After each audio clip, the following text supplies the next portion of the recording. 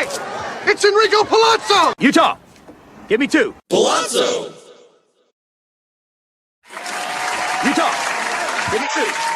Oh, welcome to the Pallazzo Podcast. 2 L's, 2 Z's. Utah. I'm Michael Govier. Give me 2. And this is my dear old friend, Steve. We are live. The live chat is open. So if you want to jump in and ask questions, talk some shit, whatever you got to do what you got to do. It's way overdue. Steve has so much knowledge to offer. I've known Steve forever. We're old pals, and we know fantasy baseball quite well. So this is your moment, Steve. You can let people know why. Why should they listen to you? Oh, we've both been playing fantasy baseball since 1999, 2000, something like that.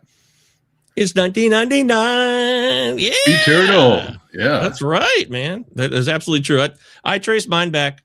I remember being in the Central Michigan computer room when my first draft in 99, spring of 99. I'm pretty sure of that. Yeah. So got a lot of experience playing this game. You goddamn right we do. Although Yahoo says I started in 2001. I don't know why they say that. I remember doing that draft at Central. I was only there as a freshman. So Yahoo, you're wrong. Also, Steve, Yahoo's still cool. You still like Yahoo? No. Oh, okay. I can't stand Yahoo. Wow, dude. Yahoo! Like how many lines of code? Like you can just vibe code the Ohtani thing. Like Ohtani being two different players is so annoying to me. To this day. Well, he is, by the way, in our home league, BYB. Shout out to the BYB boys. We're going to talk about our draft on this show. We did that on Saturday. Yes, Steve has both Ohtanis. It's a Yahoo league. Yes. And I have my other home league as well. Oh, you do? But in that one, they don't count him as a single keeper. He takes up 2 keeper slots. Why? Because I'm keeping a pitcher and a util. It's really dumb. Oh, man. Animosity. Yeah, we talked about moving over to Fan Tracks or some other site, but people are wedded to their ways. It's not like there's a lot of action in that league anyway. Yeah, nothing's going to change there. Nope. They never change. Remember, there's always a contingent. Hey, let's move over here. Let's do this, and nobody listens. So yeah, the only thing they will do is lobby for a redraft every year in a keeper league, which is not the point of playing a keeper league. Gotcha. Animosity. Yeah, you get that animosity. That's not good. All right, so I am excited to do this. I mean, I feel like I got a pretty good handle on what's going on right now. There is much to talk about. We're going to skip the business time today. This is a little bit more of an informal show because I've been wanting to have Steve on. So we're going to talk about as much as we can in the time that is available to us, but we will, listen to you. Live chatters can comment, say things. Great job. Say what you want. Tell us you hate us. Tell us Steve he's a douche. Tell me I'm a turd. Tell them we're douche turds or Turd Ferguson, tribute to Norm Macdonald, whatever you prefer. It's all available to you here on the Pallazzo Podcast. Let's get right into what we call leading off.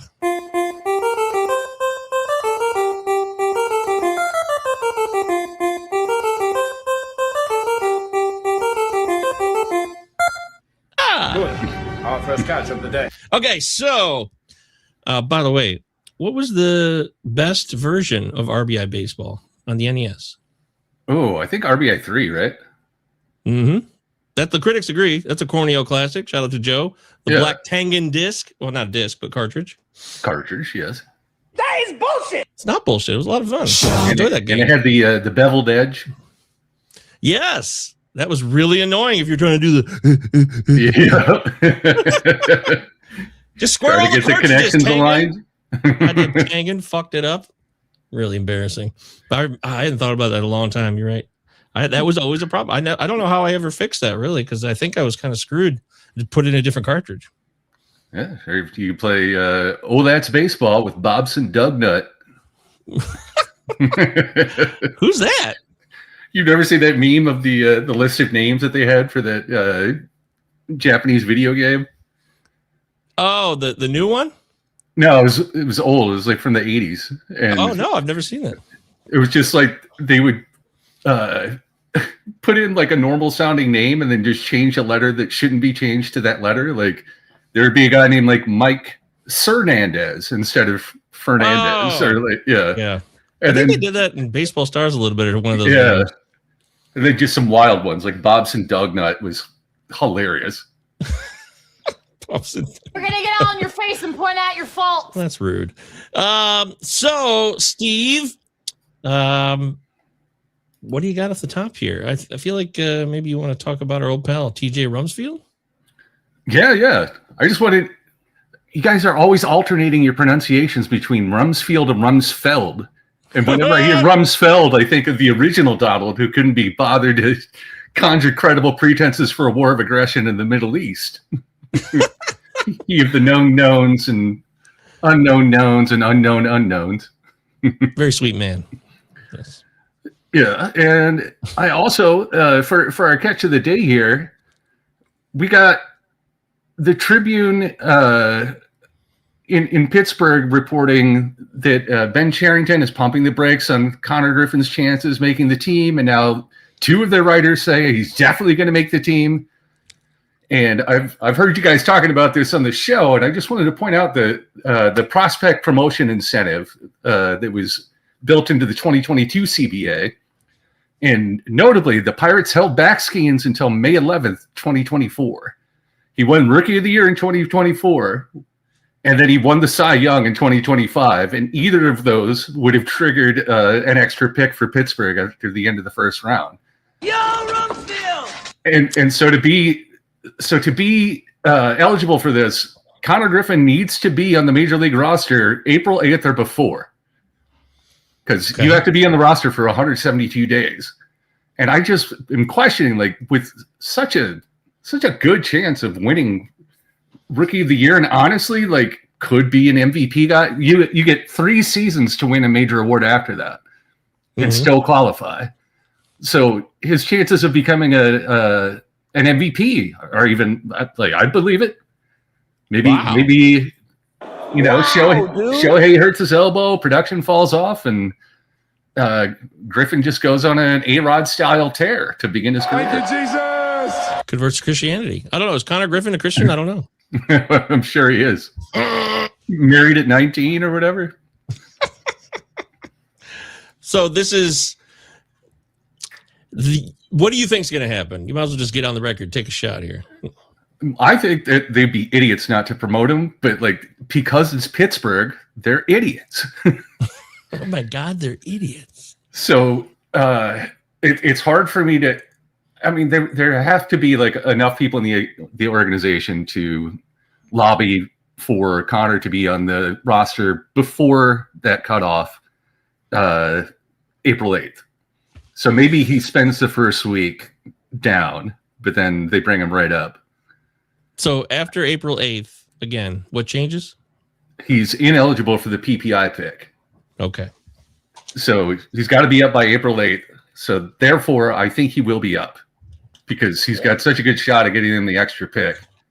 And why manipulate this guy's service time? Wow, dude. Man, that is seeming like a reality. Because you said it's Pittsburgh. I know Pittsburgh. We all know Pittsburgh.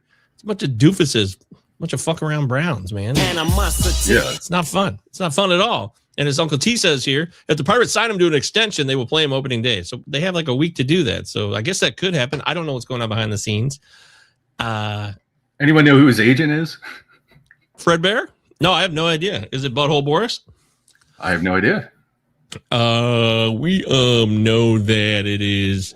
I think if you believe in Pittsburgh for some silly reason, there's nothing to base that on. The only other thing I would say that's different this year, one thing I feel confident in saying is that it's the CBA showdown is coming up. And to me, Pittsburgh's offseason was a blatant attempt, a blatant PR spin attempt to look like, hey, look what we did last year. So it's like, what have you done for me lately? So they can sell that as like, well, we were trying, we signed some guys. I really believe that they'll try to use that to their advantage. Oh, for sure. And it turns out his agent is Joey Devine of Excel Sports Management. Is that a former pitcher? I don't think Sounds familiar. Joey Devine. Yeah, here he is. Wow, look at this. Yeah, I recognize the name. I don't know when this was, but here we go. I'll pull this up. There's old Joe. throwing the baseball. If that's the same Joey, I assume it's baseball. Look at that. Yeah. Right-hander. Joey Devine, no stats here for the 2011 season. Well, that's for hitting. Let's go to his baseball reference real quick. Joey Devine is 42 years old. He was debuted in, 21 years old. And he's a first-round pick. Wow. Starting to come back to me now. 2005, Atlanta flamed out. Bus City. He didn't start a game. He ended up just being a reliever. So he was 6th in Rookie of the Year voting in 2008 for Oakland. So congratulations. after cups of coffee in 3 straight seasons. Hey, Mike Virginia's here. Hey, fellas. Hey, while we got him here, you want to jump over to I think you wanted to get Mike's take on something, didn't you? Oh yeah. Let's see. On T-dubs? Not T-dubs. It was how the outfield is going to shake out in Baltimore. Oh, yeah. So I'd like to know how playing time works out for Dylan Beavers and Tyler O'Neill, and whether Kowser's defensive prowess keeps him in the lineup no matter what. Even if he's batting on the interstate again. Uh-oh. There's going to be animosity in that outfield. I can just feel it. Make sure you guys follow Mike at _Mike VA. He's the man. He's always here with us. I would like to say that after doing some work yesterday, I did an article. It's not an article. It's more of just like a listicle of player contracts that were of note. This was for BuzzFeed? Yes, of course. Yes, okay. It was for Hulk Hogan. What was the one that Hulk Hogan killed? Was that BuzzFeed? Peter Thiel and Hulk Hogan? Yeah. Oh, Gawker. That's what it was. Gawker. Mike Virginia says O'Neill will start Ward Kowser strong platoon with O'Neill Beavers. What do you think of that, Steve? I think they're paying Tyler O'Neill a lot of money to be a weak side platoon guy. That was where I was going. That's what I learned yesterday when I saw his contract. $16 million he's making this year. You don't just that just spoke volumes to me, just seeing that contract number. I wasn't aware or had not recalled what Tyler O'Neill's contract had been, but $16 million weak side platoon doesn't add up for me either, man. And if he's healthy enough, he starts to catch that hot streak. He could end up being somebody who's more valid this year. Not my choice, not really what I'm into, but I'm seeing the reality of Tyler O'Neill now more than I did 2 weeks ago. And it really puts into perspective like Pittsburgh signings. Hey, we got Ryan O'Hearn. Yeah, exactly. And Star says O'Neill is making too much money to sit. Yeah, that's what we're saying. This is our concern, dude. Jordy's here. Jordy. Hey, Jordy. 2 L's, 2 Z's. What's up, buddy? That's right. Love Jordy. Jordy's a fun guy. O'Neill having a good spring. Who cares? Stop it. Stop it. Stop with the springs, Mike. Yep, he's doing his Pilates. He's getting stretched out so he doesn't get all muscle bound. Yeah, he doesn't want to end up like Zach Veen, right? Star Platinum says O'Neill opening day home run 6. That's right. He's got a 6-year streak of opening day home runs. That's pretty impressive. That'll be hard to top. Or was it 5 years and he's calling a 6th year? Oh, is that what's happening? Yeah, let us know, Star. Star, you're listening. F's here. Good old F. McLean 99. Stop everything and draft McLean. I know that Steve loves this. Yes. I totally agree, man. Here he is going at the WBC. I got it on the second screen over here. So, how's he doing? Well, it's still nothing. He's got a base runner on, but we'll focus on the show so that we can bring you a product that I don't know why you'd be watching right now while the WBC is on, but some people are. So this is great. Maybe you got 2 screens going too, and you love it. You're just like me. We're famous for this. We've been doing this for 30 years. Oh, yeah. The United States, nothing. Venezuela, nothing. Foul. In the bottom of the first. Wow, pushing. But, yeah, so McLean is a guy that we love. Oh, you mean Matt McLean? No. What do you think of Matt? Oh, guys, this is something you guys should know. Steve's a Reds guy. He's known the Reds. He's always been my guy to go to for Reds questions. So this is the perfect time to just put this to bed for once and for all so I can live my life. Matt McLean, 2026, valid, 2-hole hitter, full season, 300 possibly? 300 what? Batting average? No. Oh! When he hit 290, his BABIP was dude. highly inflated. There's no way he gets back to that. He's way too lost at the plate, way too much swing and miss. He has like so much trouble identifying spin. So you're not buying this hot spring, 6 dongs? That's the thing. It's making me want to take another look at him, because watching him last year down the stretch, it was awful. Like, the Reds were backing their way into the playoffs, but Ellie had the quad thing and hit like 1 home run over an entire 2-month span, and McLean was just flaming out. And the Reds have been trying out Sal Stewart at second base as a possible replacement, and Yes, we might see, Spencer Steer get time there. Who knows? There's a lot of options, and people start to really flame out. But I am not convinced on anything McLean. I don't want. I'm picking someone else. Oh, go Reds! Jordy says he loves it. Love it. Uncle T says Reds have way too many ready bats. Fair. Fair. I mean, that's why they brought in JJ Bleday. That was their Pirates free agent pickup. Yeah, he's making 1.4 this year. That their outfield, Reds outfield's fascinating because they brought in Dane Myers, they brought in Bleday, and they have guys that have been there. Friedel's been there a while. Friedel's best year was almost 3 years ago now. Is that 2023 when he had that really good season? 18 dongs, 27 steals. Yeah. I don't know. I love Dane Myers. People know me. I love Dane Myers, and he got traded to a park that is vastly better for him. But is he better than Rhys Hines? But Rhys Hines never seems to get a full run. I know. This is the thing with the Reds. They seem to have all these guys, and I never get a chance to watch them get a full shot in the outfield in particular. Even Blake Dunn is a guy I liked, an OBP guy, and sure, there's just a shitload of these dudes. And Will Benson's going to get some time out there too. He's also having a hot spring. Fucking Benson, yeah, Benson and Hedges. Benson and Hedges. Benson and Hedges, or the TV show Benson with Robert Gilliam. What about Becker with Danson? Becker. Oh yeah, good sip. Becker. But Mike says, but I love the beef. Nice beaver. Thank you. I just had it stuffed. Okay. Going back to Star Platinum here and the Connor Griffin thing. He's 19. There's going to be a strike next year. Well, let's call it a lockout. Whatever. I'm going to call it a lockout. So they don't need to start his clock at 19. Oh, at all? Is that what you're saying? Sounds like it. Wow. Okay. Well, that's great job. If that comes through, I'm going to remember that one. Sorry. That would make me want to get him in the lineup even sooner, just so he has big league experience going forward. True to who dat. But that's me as a player-friendly player development guy. I know organizations think differently about that. So again, it's still up in the air, but I really think the Pirates should be dumb. Hello, sir. Govier, do you like your team? This is Anthony, who drafted my team in New York. Thank you so much for doing that. Oh, Anthony, I'm very happy. I trust you. You know auctions. You're a good man. I'm very happy for just having somebody who could proxy for me. Thank you, Anthony. Round of applause. Anthony did it again. Second year in a row. Give him 2. You talk. And he did the Top Wars proxy for old Bozo Govier. Thank you, my man. You know I'm grateful for your efforts. I really am.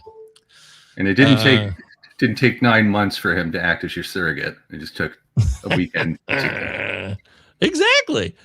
Mike says the blasphemy is hearing here. Give me back my son. Yeah. You deserve my dead gay son. I love my dead gay son. It's good that he finally found he really loved his son. That's refreshing. Although there's a funny joke in that movie, Heathers, about what if his son had lived and found out he was gay, would he still saying the same thing? Right. Gay? Great job. I think in the end, you're looking at a situation that I'd rather just go other places. Connor Griffin's talent is appealing, but if we're talking from a redraft point of view, there's other things, other people I can get in business with, lots of sleepers, lots of players. We got some more to talk about here. Plenty of people that could serve you. Yeah. No reason to reach and redraft, but obviously you want to have them near the top of your list in Dynasty. Give me back my son. Absolutely. Star says there's a lot of offense in Arizona spring training. Oh, really? What's going on? Oh, really, fool? Oh yeah, high skies. A lot of missed fly balls that are missed so badly they just drop in or just score doubles, and Whee! Who cares? and it's been hot as hell. It's going to be 110 or something this week. Cornelli! Yeah. Give me back my son! Rick Resonator wants his son back. Mel Gibson, sure, thumbs up. What do you know what that means, Rick? You mean you're very pro Mel Gibson? Is that what that means? Mel, I'm glad Mel's sober now. That's all I can say on that. Salvi scores the first run. There's a live update. Nice Beaver. Yeah, we did the Beaver thing. If Chase Burns hurt, is Chase Burns hurt, or is this just a fun way to limit his innings? Steve, great question for you again. He's definitely actually hurt, and I'm hoping they will. They have enough depth now with the Rhett Louders and the other people behind him that they can afford to take it slow with him because he's just an electric dynamite arm, and he could get people out on just his fastball and slider, but he's developing more secondaries. He's going to be even better than he is now at some point, but he's not completely polished. But I mean, triple digit heat and an absolute wipeout bender of a slider. That's Bender. Yeah, bend one. So, if he's hurt, then he could be in trouble here. A real reconstructive injury could come about here. I mean, Hunter Green has bone spurs, but that means he can come back in July, right? So, isn't this just a stay away and redraft this year? Why risk taking a chance on him? The super high upside and the amount of Ks that he's going to generate. What's his swinging strike percent? Yeah, there you go. 17%. And he strikes out 35% of the batters. He's almost 36. That's all great, but if he's not on the field, then I don't think he's going to miss that much time. Just like I also bought the injury dips on Woodruff and Rodon in my other home league draft because Woodruff's already throwing. He's pain free, and Rodon is pain free. And in Rodon's case, he was trying to take it easy coming back, and his arm just feels so loose now that when they were hitting him with the radar gun, he was throwing at what he thought was 90%, and he was throwing harder than last year. So whatever they did to clean up his arm, he's feeling great. Wow. And I think you're going to see Woodruff and Rodon in April. Wow. Lock him in. There it is. April. Woodruff and Rodon. Same for Burns. Oh, fiction can be fun. Great job. That's fun. All right. I like this guy. Yeah. Mason Neville. He's a first round pick of the Reds. I actually drafted him in one of my first year player drafts 6 weeks ago. He's got a really nice base plate discipline sets. Played college already. So he could. The problem is, though, the Reds it's a fucking logjam. So, yeah. That's a let it simmer. It's going to develop. Let it simmer. Like when you make hamburger helper, you got to boil it first and then 10 minutes of simmering on hamburger helper. Delicious. You could let it linger like the cranberries. You could let it linger, but unfortunately, Dolores O'Riordan did not linger. She died at 46. So did you have to remind us? Apparently, it felt too good for Dolores. That alcohol was just so delicious. A lot of alcoholics drown in their bathtubs, at least celebrity ones. Whitney Houston, Dolores. That's why I don't have one. Got to stand in shower. I'm all good. No hot tub. I can always go walk in the ocean though if things get bad. That's true. That's more voluntary. I like that. Okay. I think Nolan McLean is overrated. Why though, Anthony? Tell us why. He's absolutely filthy, man. Yeah, I have no doubts about his talent at all, and they want him in that. He's one of the keys. I know that not everybody's playing for the USA and the WBC, but he's being given a respectable start here. Whatever you may think of the WBC, that says something to me. Not just that. Remember that this guy was a two-way player, and he's only just now transitioning to becoming a full-time pitcher. So it's as good as he showed already. There's plenty of room for him to improve even more. I think the sky's the limits for this guy. He's a surefire ace to me. Oh, okay. Sky's the limit. I agree. I have no disagreements about McClain. As F says, watch McClain right now. He looks disgusting in the best way possible, of course. Star Platinum says, Francona said Burns is making the team today. Oh, okay. I missed that one. Joe's here. Joe Lowry, who's famous for Cinema 9. Yeah, guess the character actor trivia on the Cinema 9 podcast, the movie show. Bone Spurs. He writes into my other podcast as well. Oh, Small Screen Sessions. Excellent. Right. Yeah. Check out Small Screen Sessions with my pal Steve and Travis and Amanda. They focus on TV shows. What is going on? My charger. This is so bogus. It just won't. It keeps going in and out. I'm not sure what happened. I guess. Oh, no. Yeah, it keeps going bing, bong, bing, bong. Oh, God. Rick the Resonator. Burns is making the team. Didn't need Tito to say it. Oh. Okay. Uncle Ted says Garrett Cole. Now, Garrett Cole was a guy that you used to be a big fan of, Steve. I remember when he was really, really at his apex at the Houston tail end, even in Pittsburgh, really. You were a big fan early on. Are you still interested in Garrett Cole as a valuable player this season or no? Not this season.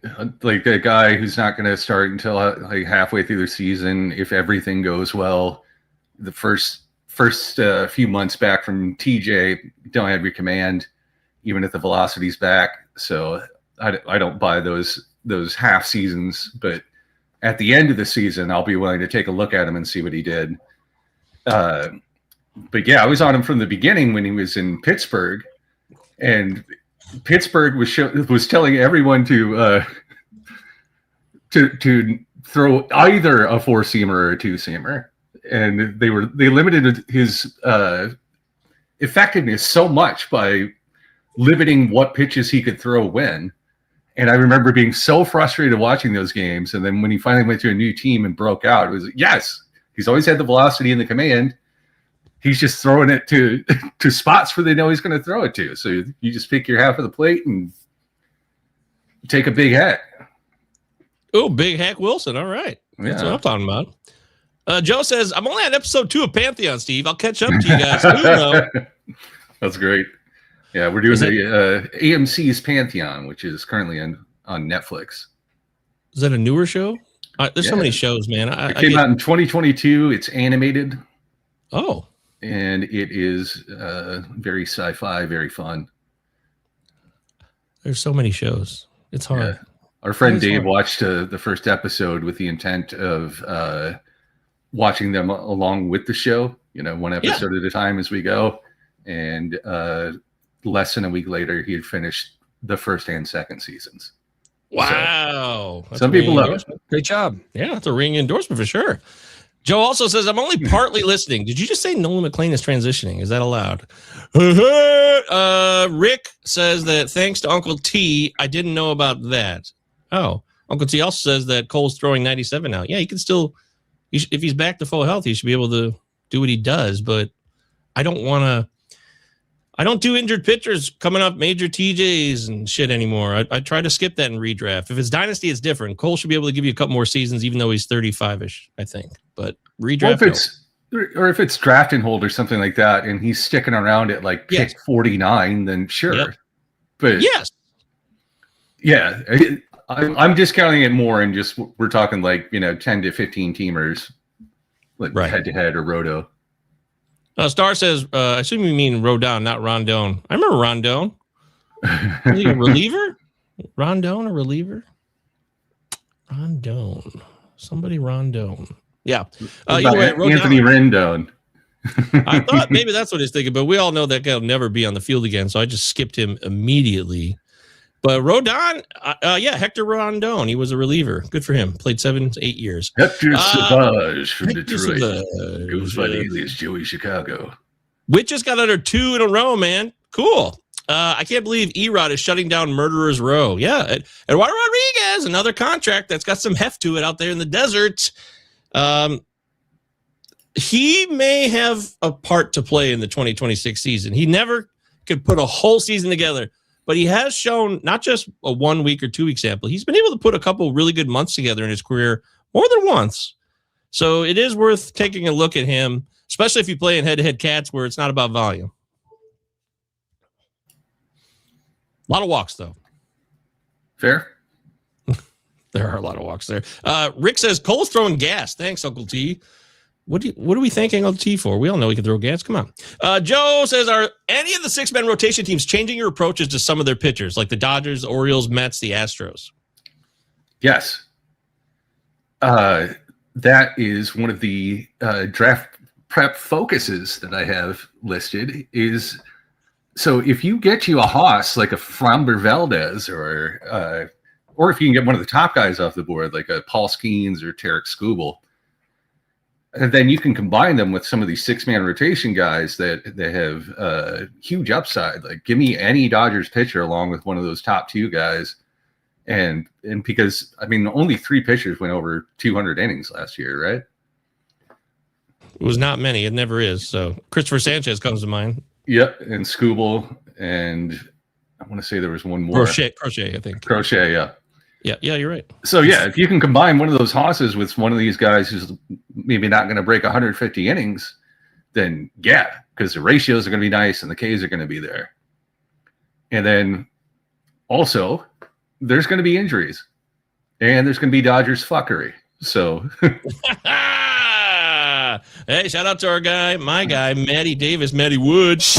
Was already calling out the Phantom Dodger IL stints at our Glarf draft last month in Indy. So, yeah. And, I was listening to Rates and Barrels the other day, and they brought up the fact that, it was like a pop quiz. Who led the Dodgers in innings in 2023?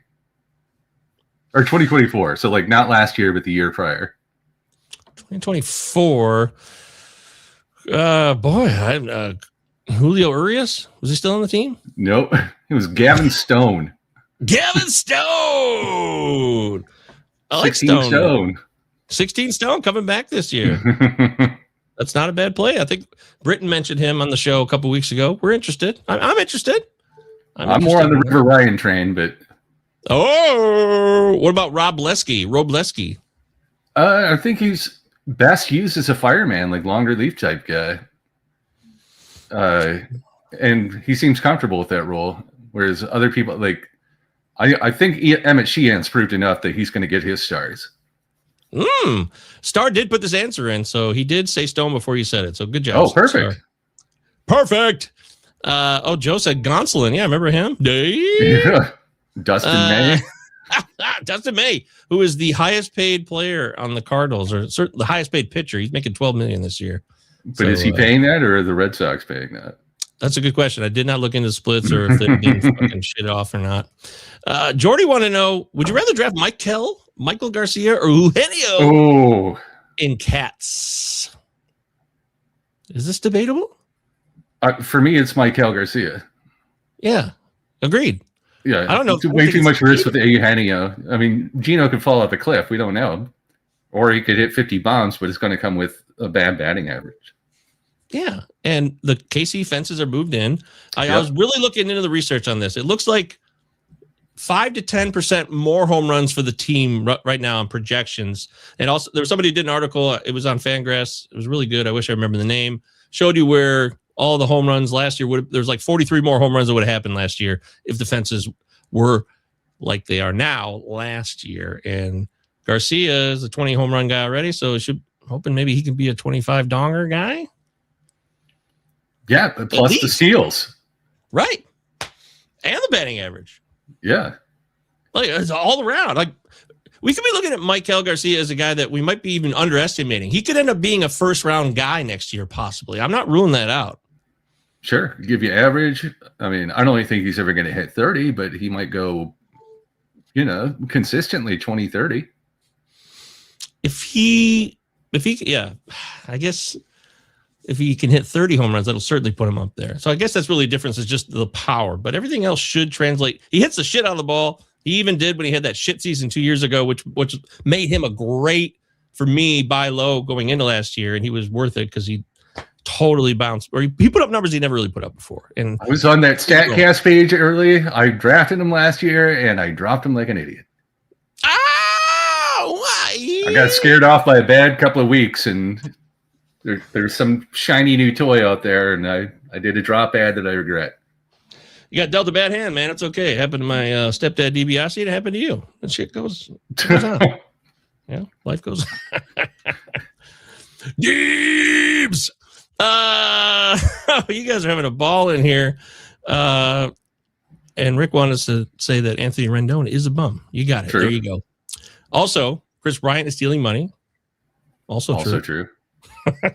And man, dang. I was hoping it was Catman, but I guess he had his 15 minutes. Who's Catman?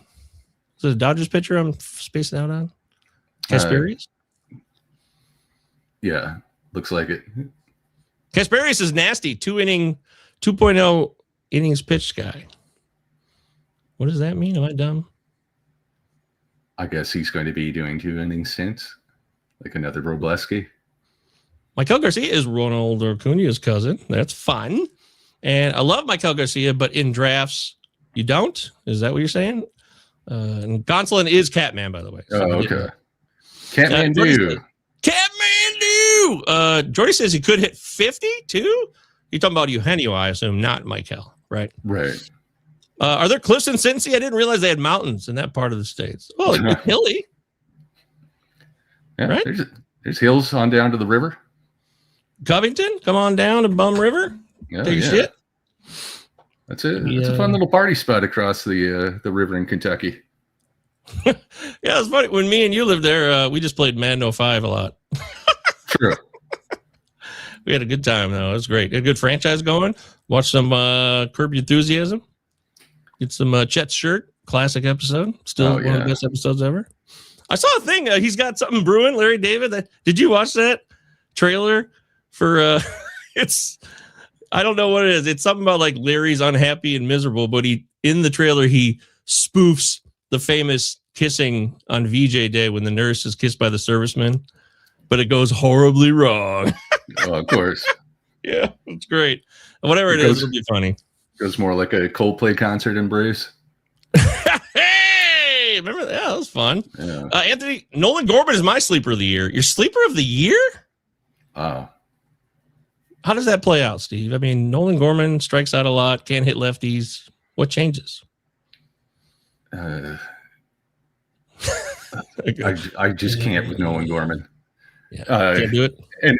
And speaking of Nolan's, I think there's a good chance that if Valera is hurt and can't make the starting lineup to begin the season with Cleveland, that it will not be Nolan Jones because he looked like trash last year. He looks like trash in spring training. They're doing everything they can to try and retool this guy. Nothing's working. So I think there's a chance for old Petey Halpin to sneak in here and get some playing time in the majors. Petey Halpin, eh? Yeah. Mike says, off to bed, guys. Join us tomorrow. Yep, we will. We'll be there. Have a great show, fellas. Good night. Good night, Mike. Good night, Mike V.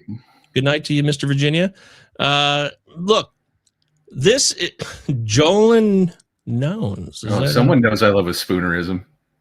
I gotta say that Jones hits the shit out of the ball. He hits it really hard, but he had a lot of bad luck. I thought I looked into some of his stats last year, and I thought that it wasn't just worm burners. He had a lot of bogus outs that were bad breaks, but he still couldn't put anything together, and he still has not put anything together since that one-off at Coors. So it's hard for me to prove it to people that there's anything left there. He is out of options too, so if they don't want to let him go, he's going to be on the roster. He looks so bad. I can definitely see him getting DFA'd. Yeah, I like it to be a thing just because I feel like there's something in that bat still. But Cleveland also is just a dead zone. I mean, their offense was fucking terrible last year. Jose Ramirez is awesome, and then it's just a bunch of dipshits trying to hang on for dear life. But the pitching is always so good that they hang around, and the pitching will be really good again this year. And then, back to Nolan Gorman. I mean, dude strikes out, 35% of the time? And he's playing in what St. Louis is calling a lineup that I wouldn't call a lineup. Oh, not a fan of the Cards, huh? It's not in the cards for the Cards. A career 34% K rate. I had a thing for Gorman 2 years ago. I thought he did a little stretch there, but again, these are stretches. There's not enough consistency to put it all together. You're right. I don't know. I'm going to look into the Gorman thing. I'm not ruling it out. I'm not done with Gorman. I have been looking at him as a deep. I think third base is pretty deep this year, actually. Doing some of the drafts I've done, getting later in the draft, there's a few third basemen that I really like that I think are being undervalued. Like nobody, we're just done with Brady House. It's just over already. Why would we be giving up on him already? Like it's not like he's been playing for 3 years. I think that's a guy you could target as a starting third baseman this year in 15 teamers. So like post-type prospect at the very back end of the draft. Yeah. You run out of options. You can take Brady House. He's going to be playing. This team is that you talk about shitty lineups. I mean, there's a couple guys for the Nats, but it's just Luis Garcia and CJ Abrams. I like Nasim Nunez. And then it's just like, let's see how it happens. Let's see what happens next. Let's see how it plays out. Dylan Cruz is obviously a stud. There's the guys in that lineup for Washington that are going to get opportunity to play a lot. And I feel like Brady House has an open floor to just play. And if he has any talent, and I do think he does, there should be some growth this year. I think James Wood is absolutely stud. I think the book's still open on Dylan Cruz. Dylan! I mean, what he did at LSU, it looked like, the can't miss prospect. But yeah, whatever to Joey says. Oh yeah, that was fun for a minute. Bye, Joey. I guess menopause. So we no longer get our Menzies. All right, let's get back to our draft prep focus. So sure, you laid out a few things. You were talking about leagues and what things we should know. You want to reiterate what you're thinking in regards to things you should know about your league. Sure. You want to know your league settings. So you need to know like what you're drafting for. You need to know how your league works. And if you're unsure of how it works, then don't pay money for a league until you played a free version of that league. So if you're playing a points league you never played before, or an auction league and you've never been to an auction before, don't start by, handing over $100 to someone and saying, oh yeah, get me in on this. Unless you just got it, then fine, go for it. How about $1,800? Sure. Just jump right into main event. Fun fact though, my first main event I ever played, I did place third and got my money back, but that was a fluke because I haven't done that since. So, but yeah, I was not paying attention to league settings when I drafted Ceddanne Rafaela in our home league. Oh, that's an OVP league. That's okay. It's not ideal profile. A guy who walks about 4% of the time to add him to your OVP roster. But so I just want people to make sure they know their settings, what they're getting into, and also know your league managers. So in that draft, in our home league, I know all that it's an action-packed league. All the managers are active. There are trades made, seems like almost every day. Ridiculous. There's so much action all the time. It's a lot of fun. So in that, are the ones that trade the least. Yeah, it's crazy. And in that, so in those drafts, I'm comfortable taking top talent off the board without trying to build a team. But if you're going to be in a public league where 10 of the people of the 12-team league you're in are probably just there to do a mock draft and then leave, and then they just don't touch the team for the rest of the season, then you're not going to be able to trade with them. So you have to draft for your positions if you want to try and win there. And then in my home league, there's just essentially an unspoken league ban against trading with me personally. So I've just won too many times. They won't do anymore. You burned them too many times, man. That's right. Well, they don't blame themselves. They blame you. So in that one, I'm always trying to draft so that I can have every position filled instead of necessarily taking the best player off the board. I'll start reaching for guys sooner than I would in our other league. I'm in hell. You're in hell. And then you also got to know your projection calculators. You got to know how they work. What do you mean? So there's Zips, there's Pacoda, there's the Bat X, there's Oopsie. But they all have different metrics that they're paying attention to. And some of the metrics are hand entered. So it might be just, one guy's estimate of how many games played someone's going to have. And then that goes into the metric. And then they create the rest of the profile from that. I mean, sure, they're using StatCast data and all sorts of other things now.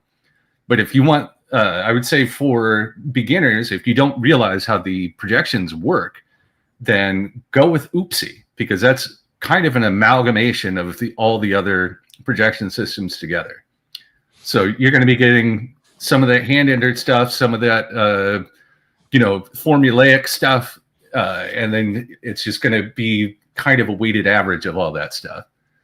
So I think that's the one to use if you're a beginner. And then I also like to use the projection systems. Like if I'm higher on a guy than I think the Oopsie projection is, and then I go look, and then like the Bad X has this guy projected higher. When I'm making a spreadsheet, I'll put in that Bad X line because I think that's closer to what he's actually going to do than what the Oopsie line said. So if you're creating a spreadsheet for yourself and making your own projections and then weighing points categories or whatever you have in your league, whatever your league settings are, just weigh it for what are the best possible outcomes here, and then you can sort your spreadsheet, and your list kind of creates itself based on the projections that you choose to make. Yeah, ATC is the Ariel puts that's the amalgamation, right? Just to be clear on that. That ATC is also an amalgamation, but Oopsie's different because Oopsie considers more of the human element of like, hey, we know this guy's probably not going to play this year. So yeah, and Oopsie is StatCast heavy. Joe's right. Oh, okay. Yeah, I didn't know that at all. See, I'm learning something on the show. That's fantastic. Joe says, also in Know Your Owners talk, along the lines of what Steve is saying here on the Pallazzo podcast, who else to use? Utah. If you know their favorite team, you can expect that owner to draft players from his team higher than their ADP. Great job. Of course. Yeah, it's nice being in a league of mostly Tigers and Cubs fans. Yeah, they're Chicago people, but they're all Cubs fans. No White Sox people. That maybe there was a little bit of an Eloy element one year, but that was a long time ago, so it kind of came and went. But yeah, you're right, Joe. It's a great call, man. Know the tendencies of these people. We're all emotional human beings making choices. Everyone wants to talk about data, StatCast, and projections, but there's just a lot of I'm the smartest guy in fantasy talk and execution as well. And people might think that they know better than you. So take advantage of some hubris on occasion, or just not knowing enough. Sometimes owners are too busy. They got I don't have any kids. Steve doesn't have any kids. It's an incredible advantage for us versus the people that have kids. True. That's just not enough space in the brain for you to be thinking about your fantasy team and trying to be the best parent you can be. So that is something I like to take advantage of. And Star says, I have a guy in my main who loves the Nats. I like taking his guys to mess them up. Oh, that's you just great. do it for fun in a main? It's an expensive routine you got there, Star. F says, I never use projections. I have a list of players I want to draft, and I close the tab in the browser when they get drafted. Well, how many tabs do you usually have open? Yeah, that is a good question. What is the average There tab? could be 300 players picked in a draft. 500. You're sucking up your CPU. Willier Abreu ADP just went up 100 picks. Why, did he do something special? I believe he probably hit another solo shot off McLean. I was not paying attention. Yeah, Willier Abreu mashes righties. That's not even up for debate. I am very aware of that. Last year, I was huge on Abreu. Yeah, I loved Abreu last year. This year, there's no reason to be any less skeptical. I'm just not. I don't know. I got to look at him. He's a Gold Glove right fielder, so his defense will matter. But the end of the season stats last year, they didn't look as good as some of the stretches he had where he'd have multi-dong games. He had several multi-dong games last year. Those are fun to see, but you want to have some little more consistency spread out, especially in head-to-heads, to help you during weeks when he's doing dick. Sure. So, PJ's here. What's up, PJ? 322. I love the Marlins. Don't need any Marlins on my fantasy team to still love them. This guy gets fantasy sports. He does. And yes, all 11 of us feel the same way. Oh, there's 11 of you. That's great. Congratulations. Can they get 30 home runs? Willier Abreu definitely can. Yeah, I love all this stuff. This is stuff I completely agree with. Great focus. Know what you're doing. Don't just go into a draft and fuck around. I've done it many times. I'm an idiot when I do it. What can I say? I'm a doofus. What about boring players? Boring players are a huge problem for me. Nolan Arenado has always been like the guy.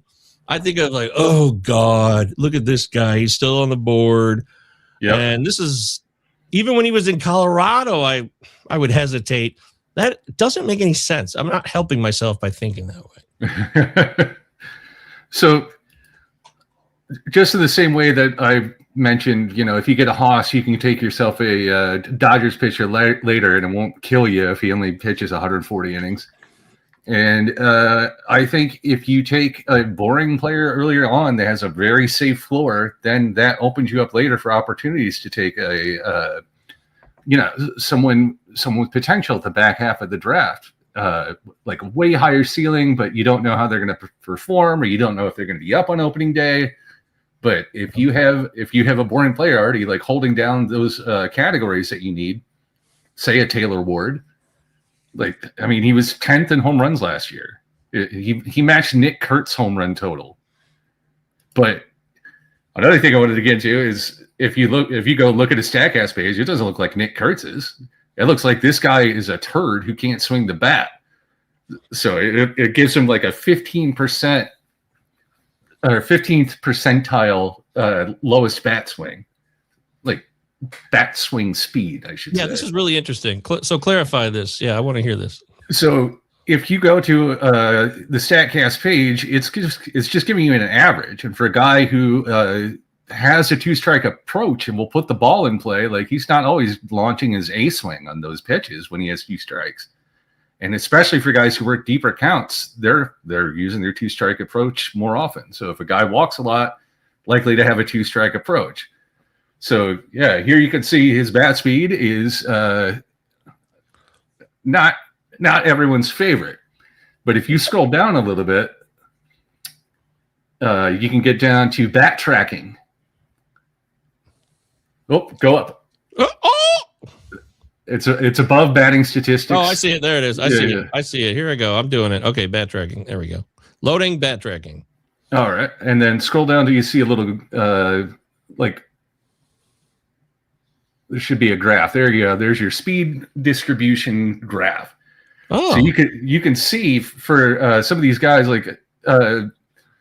you'll see, like I was just looking at Ceddanne Rafaela's bat speed page just like this, and he's made progressions every year, 2023, 2024, 2025, with more swings over that like 75 mile an hour mark that people like to see when people are taking big hacks.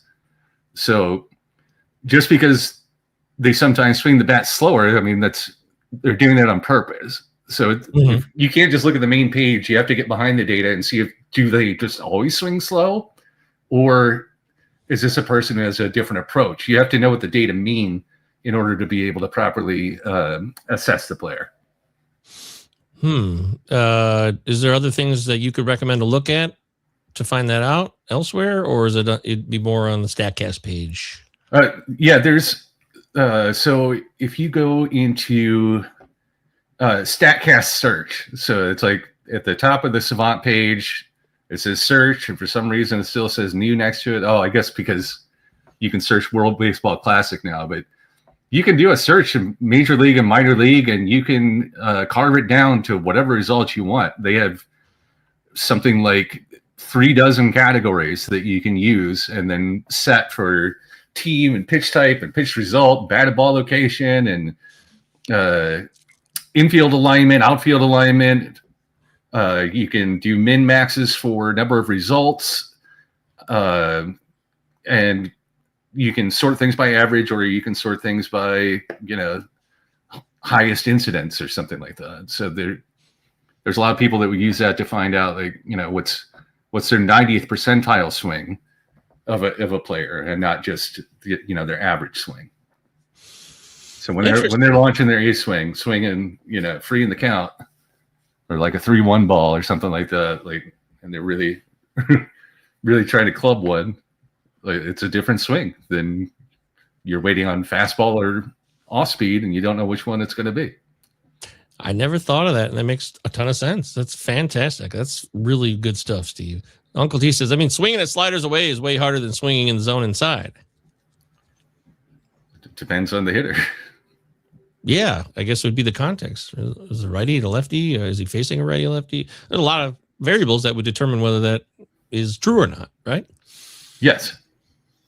Uncle Ted, if you don't know Uncle T, he's obsessed with lefty bats. He thinks it's the key to everything in fantasy Okay. Lefty bats see 50% less sliders. So he's been pushing this since last year.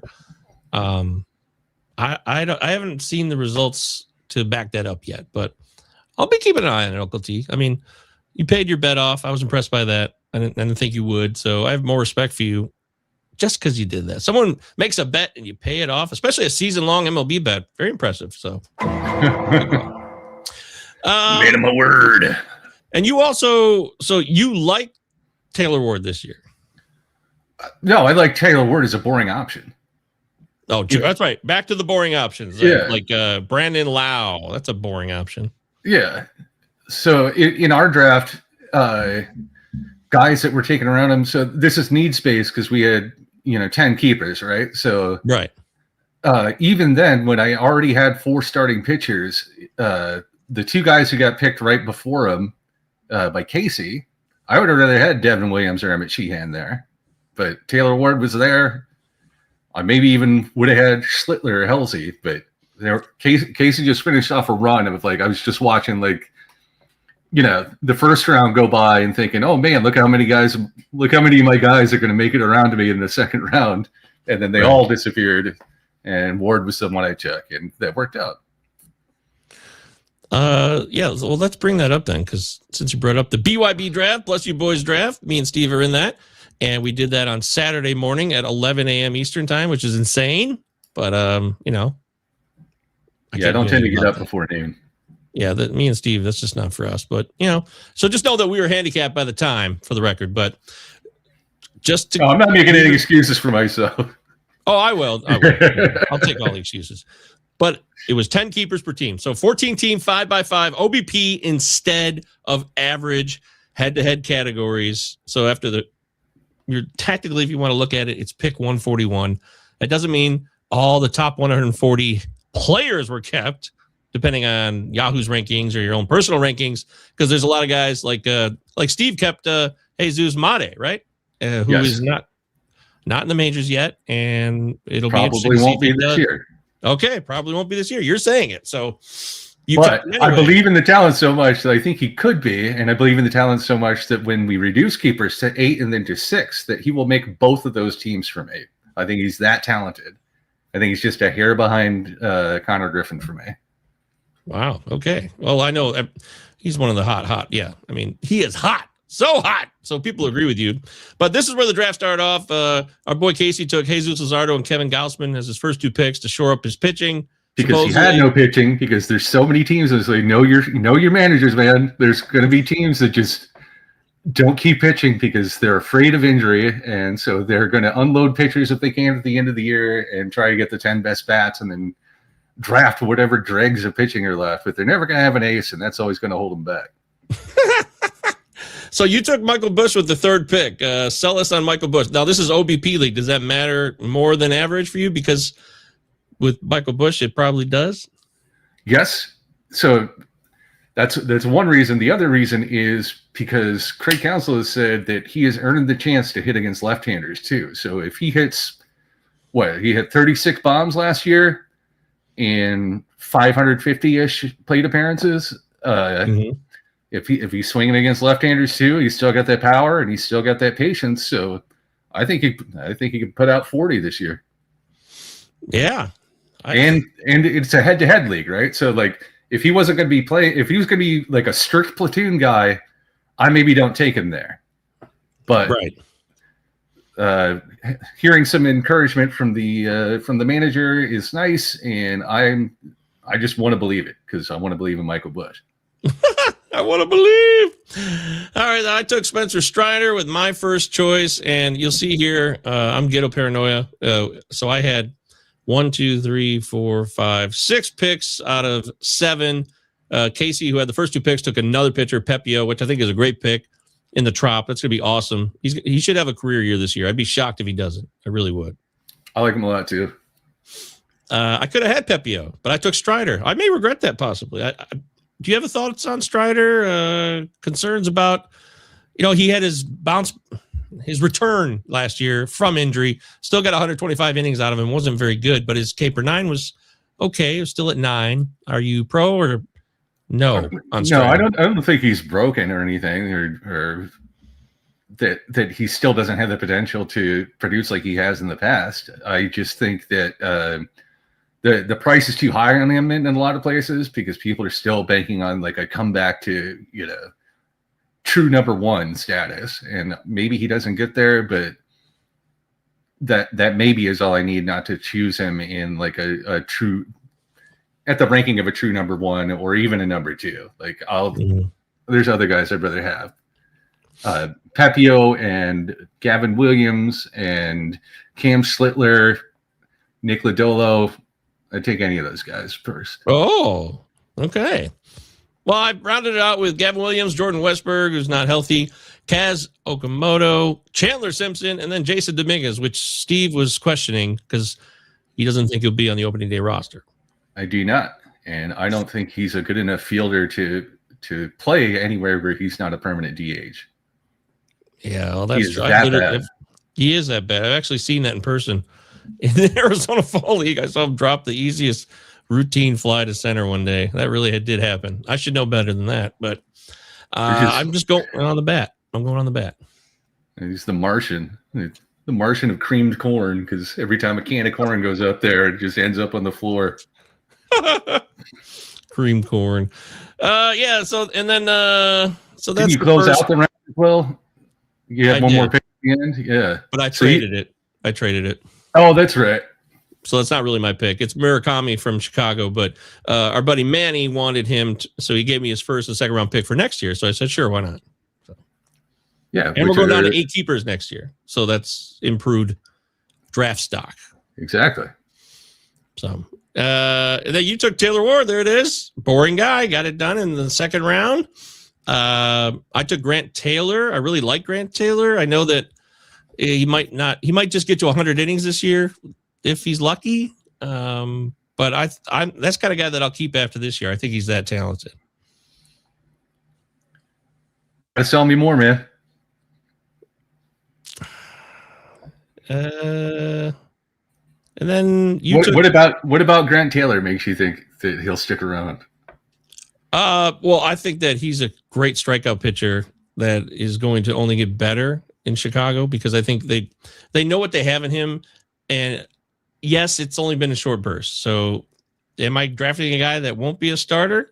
That's not how I see it. I think they want to develop him as a starter and he'll take more of a forward leap into that role in 26. I think we'll see him start. I don't know. What do you hope? He'll start 10 to 15 games this year. And if he's not starting, I mean, obviously they picked up Sir Anthony Dominguez just to dime him at the deadline. So yeah, you think he could see high leverage at the end of the year if things don't work out starting games or he's on an innings limit or whatever? Definitely. Okay. In fact, that seems like a likely conclusion of the season, frankly. I'm hoping. Oh, here we go. Wow. I didn't say this. F says Grant Taylor's crochet too. That's fun. A lot of fun. That's really fun. F just loves me, apparently. Strider, 250 Ks, lock it in. All right. Wow. We're on the same page, F. But I just don't. I feel like this is a guy who is highly touted, and he's going to be. I think Chicago White Sox are going to be better at developing going forward. I like Chris Getz. I think he knows what he's doing. So I'm kind of banking on that, even though we already saw a whole regime that went to shit with the Moncada, Luis Robert days. That all was a disaster, essentially, right? Yeah, two very toolsy guys coming up. It just flew apart. Yeah. So we'll see. We'll see if I'm right about that. But you, so you took Taylor Ward, like I said, and then round 3, you took old Max Muncy, OBP league. So that's a great pick, right? Have a guy you can rely on for OBP. He's always been good at OBP, always will be.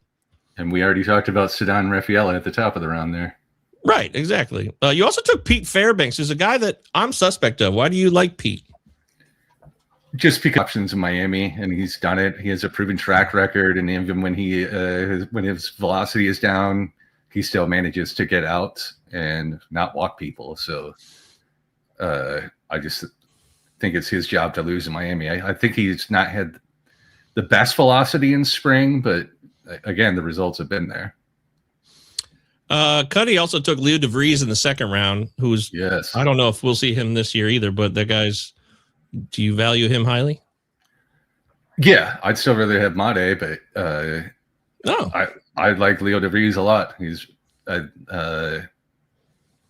for fantasy, like for shooting the moon, you want DeVries, but if you want like the high floor guy, then take you McGonigal, because McGonigal could grow into some extra power, and his hit tool is like a legit 75, 80.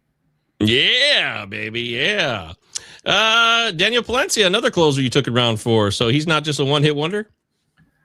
No, throws a hundy. He's been throwing for Venezuela, right? So Yeah. I mean, he's already hitting triple digits, and he looks good. I don't have any problems with him. Oh, looking good. Aiden Miller, your boy was taken. I know you like Aiden Miller. Poet took him in round 4 here. Yeah. Since I already had a stash, I wasn't even thinking about NA players and Yahoo. So we get a slot in our league to stash a minor leaguer, and I had already kept one. So those were just off my board, unless I thought they were definitely going to play this year.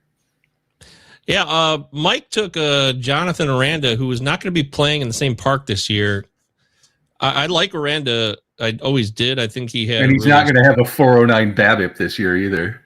Yes, I'm glad you said that, because I was looking at that last week and I noticed that. I was like, wow, that's reminds me of Yohan Moncada had that one year where he had that 406 BABIP, and that was never going to happen again. That was insane. So right. Yeah. So even just for that alone, you're right. That's the best piece of information. You win.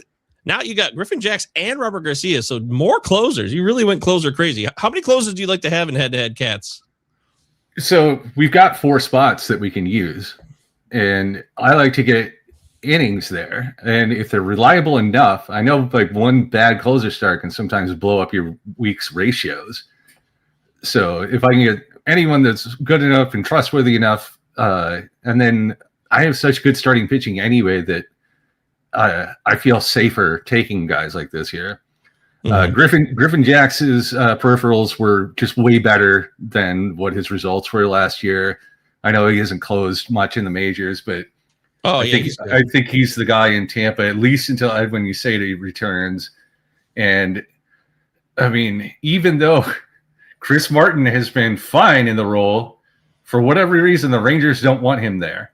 And so they keep trotting out anyone other than him. So they had Armstrong last year. Like so many people rotated through their closer gig, and Robert Garcia was one of them. And they weren't afraid to start him as have him close games just as a lefty, and not try to use him in a lefty situation. So that one's more of just closers are going off the board, and I didn't see anything else there that I was particularly really trying to go for. And I had another pick coming right after that. You could have had Emilio Pagan. Not interested? Absolutely not. I don't. When I watch the Reds pitching, I don't understand how Andrew Abbott does what he does and how Emilio Pagan does what he does, because they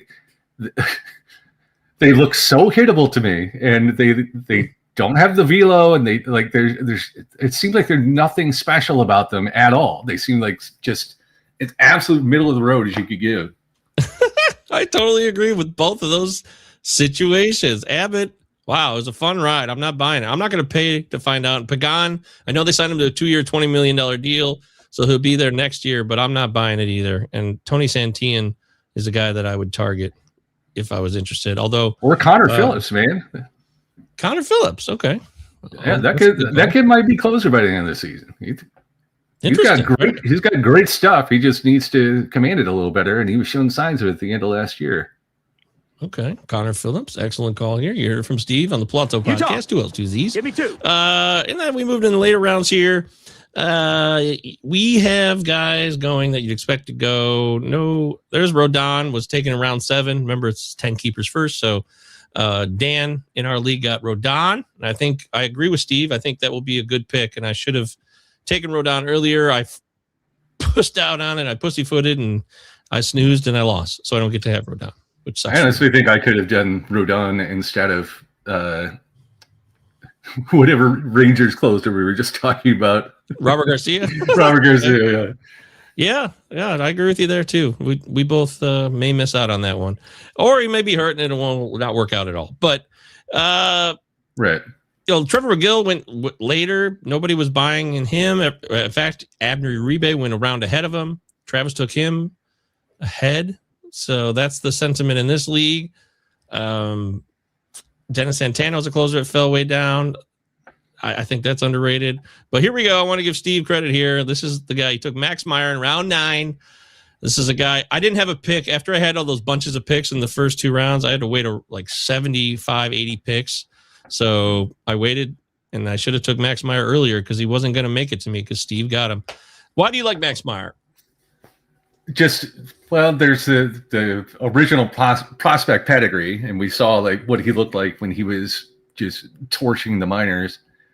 And then, he had the injury plagued seasons and couldn't really put anything together. Didn't really have the command, but it started to look like he was coming around last year at the end of the year. And he's still got dynamite stuff. Like his original velo isn't there, but I mean, he's another guy like Strider where like there's just so much potential still there that I don't want to give up on a guy like that. And now we're in that like post TJ honeymoon phase where it's not right after the surgery. Yes. He's had a full off season. And he looks fucking bonkers this spring.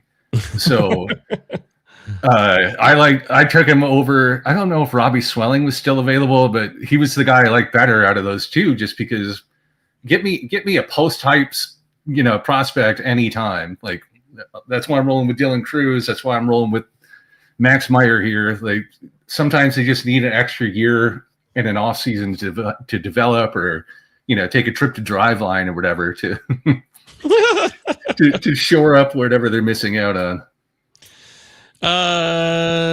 Yes, Snelling. I thought Snelling. I know Scott took Snelling. Was it Scott or was it Travis? Oh, I thought it was Scott, but I can't find him now, so I don't know. I'm getting confused because at round 10, you see Shohei, who you kept, right? Oh, you're right. It was Scott at the end of round 13. So he was second. Oh. Then Mr. Irrelevant, Hai-Sung Kim. There it is. Yep. And these are 2 great picks. Scott getting Snelling. I love Snelling. Kim, I really like. And with Agreed. the 80-game suspension now for Miguel Rojas, who I never was threatened by anyways, but it just clears the way further for Hai-Sung Kim to finally get his shot this year, I think. So I'm pro that. Travis got a great pick with the last pick there. It's pretty fun. He knows how to extract value in the late rounds. He's pretty good. Yes, Travis has won this league 4 times, I think. No he won it last Travis, year. If it's 5, Travis, I'm sorry, but I think it's 4 off the top of my head. Colton Cowser went late. This is a guy that you and I liked last year. Neither one of us got him this year. Was he someone you were looking to get, or you didn't need him?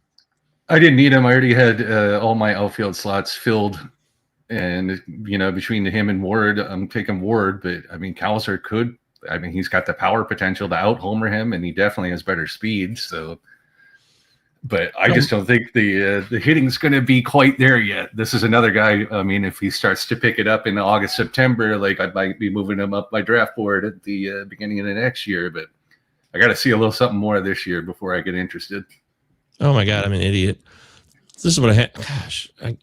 So Joe's telling me that Miguel Rojas was not suspended. The person who tweeted that made a mistake. It was old news because Johan Rojas' suspension was confirmed. Oh, shit. Wow. Joe says the reporter was stoned. Okay, we're good. But that's still on me to look into that instead of glancing and just plowing through my day. So sorry, everybody. My bad. I don't care, though. I'm not afraid of Miguel Rojas still. I am not. I'm pro Hai-Sung Kim. I'm ready to party. I'm ready to oogie boogie with Hai-Sung Kim. Let's see. Other picks here. I like Shane Smith. Gofo. Got him around 11. I think he's underrated.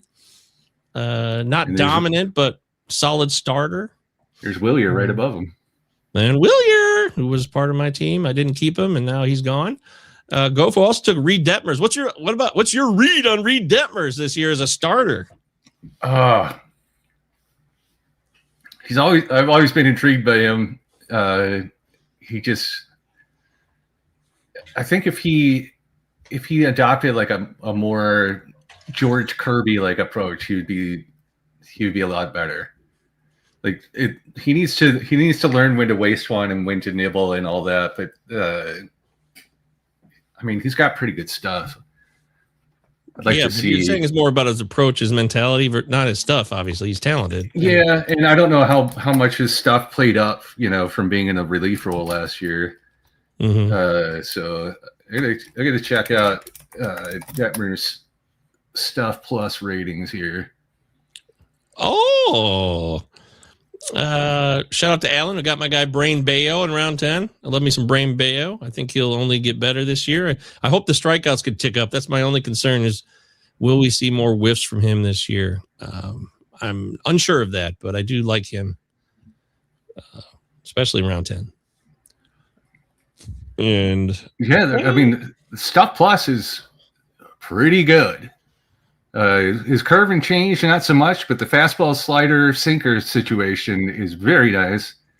His four seam is a 113 stuff plus, sinker at 108, and the slider is 124 stuff plus. And so last year he had a 112 stuff plus and a 112 location plus. So that's pretty nice.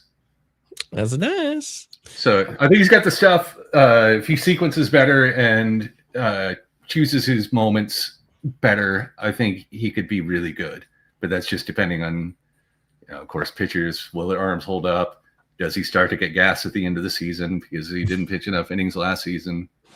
Oh, those are things I'd be baking in. But no, I think I like the pick there. I like Travis's pick here at the end of round 9. Will Warren. That could end up being a really solid play for him. He could grow in 26. Not certain, but I like it enough to give Travis credit. Peyton Tolley, Poet got him. It's just a matter of opportunity, but I like Tolley, but I'm not sure if this is the year where he can get enough run because Connolly Early was also drafted. Yeah, they're both pushing, and they're probably not like neither one of them might end up in the rotation to begin the season, right? Yeah, I like Early a lot, but you're telling me where is the opportunity? Where can he pitch? Obviously, there will be injuries. We just don't know which ones they will be, though. So we could probably bank on that. Early getting it in before Tolley would be my guess.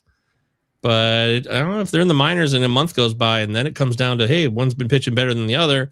It could be different. Things will change really quickly. That's the other thing about all this. We're trying to make these predictions and put it all together best we can, but there's so many things that change that we just cannot predict because then you're living in a new reality that is based on that reality that we're not aware of.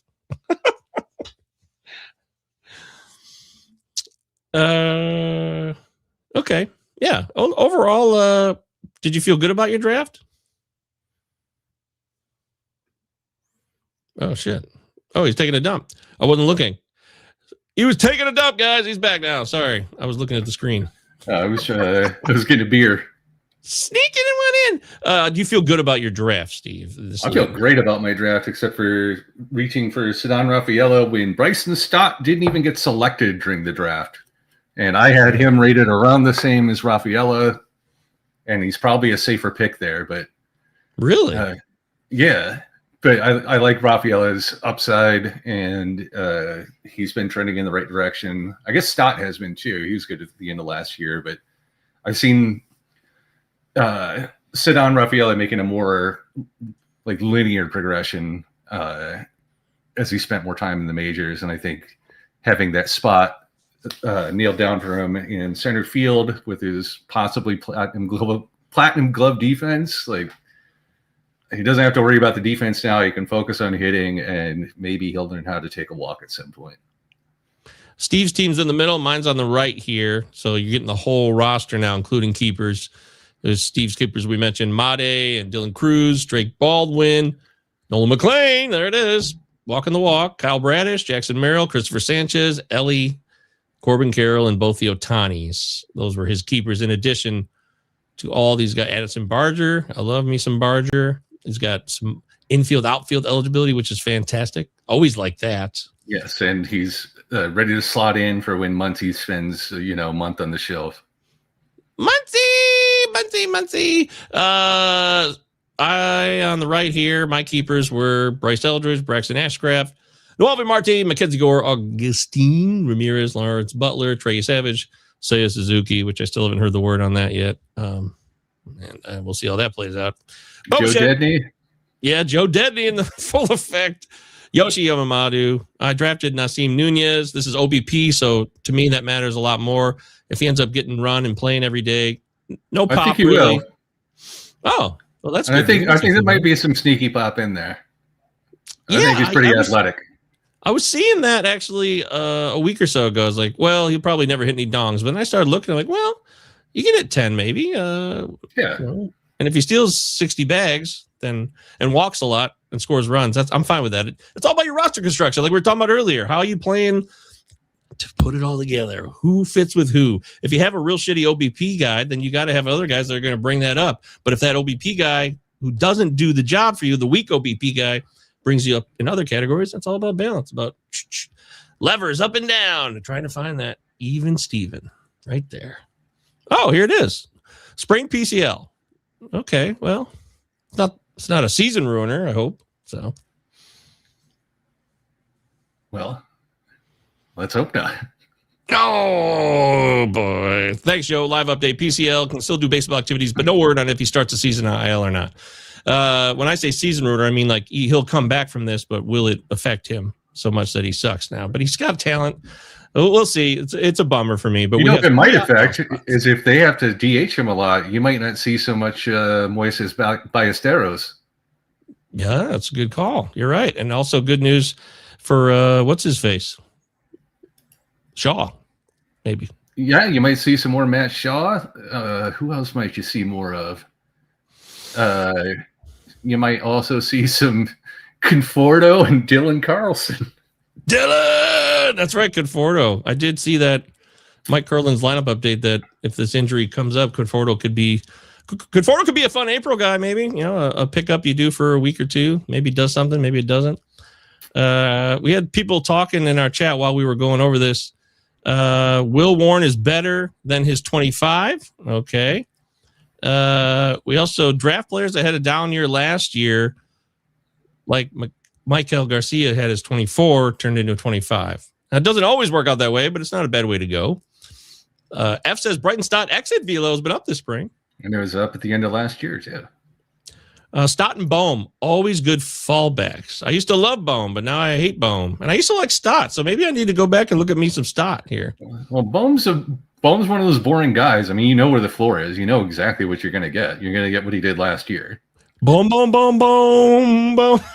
So if you don't have to pay any more for that and you're in a deeper league, then sure, take Bohm. But he's not a guy I'm like super excited about or think that there's any real growth potential there. Yeah. PJ says they call it a mild injury for Seiya. Will Vest is sick, nasty, cool. Yes. 2 for 3. I wonder if the Tigers are in contention and they just pull Kenley Jansen with 499 saves and say you don't get to close another one, buddy, or they wait till they have a 2-run lead on a bad team facing the bottom of the order. Oh, yeah. Well, interesting. Very, yeah. Because I think right now today Will Vest is a better pitcher. He is. You're right. I agree. Yet I've drafted Jensen just strictly for saves. I'm not even thinking about Ks or any other shit. It's just for the saves. I admit it. But I feel confident in it, which is hard to find sometimes with closers. I feel like we signed especially this year. Yes. There's like several like lockdown jobs, and then the rest is totally up for grabs. Totally up for grabs. You want to do some Shine and Ride the Pine predictions? Let's do it. All right. You have a preference. You know projections pretty well. Is there one system that you would like to use today? Your choice. Let's use the ATC today. That was okay. That was Joe's call out. Gotcha. All right. So I want to get into not just the studs. I want to get some guys here that are difference makers, but not as publicly hyped and sexified, if you will. So let's go. I haven't heard much talk about him. Let's talk about Rafael Devers. ATC has him projected for 30 dongs this year. Shining or riding the pine on 30 dongs? I'm going to shine that. I think he gets right around 30. Just breaks it, even in that terrible ballpark for power. But it's just a great ballpark to hit in, though. It's still, got some Coors effect stuff. So I think he's got enough power to do it, and I think he's a good enough hitter. He knows when to go up there looking to pull the ball, and and when to just go up there and looking for a hit to anyone in the field. So I think he'll take his chances on pulling it. Might see a little dip in the average because of that, but I think that he can definitely get to 30 if that's what he wants to do.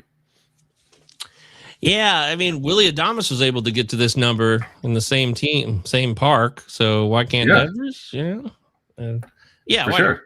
I'm down with that. I'm going to shine it too, and I'm not a Devers fan, but I'll shine it. PJ says, explain why Devers hit so poorly post-trade last year. Was it BABIP? I think it was just a smaller sample size than what you were used to before, and getting used to a new ballpark, new batter's eye, new players in the dugout, asking him to do different things, like play first base. It was sure, there's a lot of contributing factors, but I think he's going to be, he's been consistent enough over enough years that we can rely on him being himself. Devers did what he did usually. The only thing that was different was 20 points lower on the batting average, but otherwise it was a Devers typical season. All right, so we shined 30 dongs for Devers thanks to ATC. Shout out to Ariel. Ariel, how you doing, buddy? What's going on out there? How about Roman Anthony? Lot of hype. Roman Anthony is going to steal 11 bases, shine or ride the pine on 11 steals. Seems very doable. That's an easy shine for me.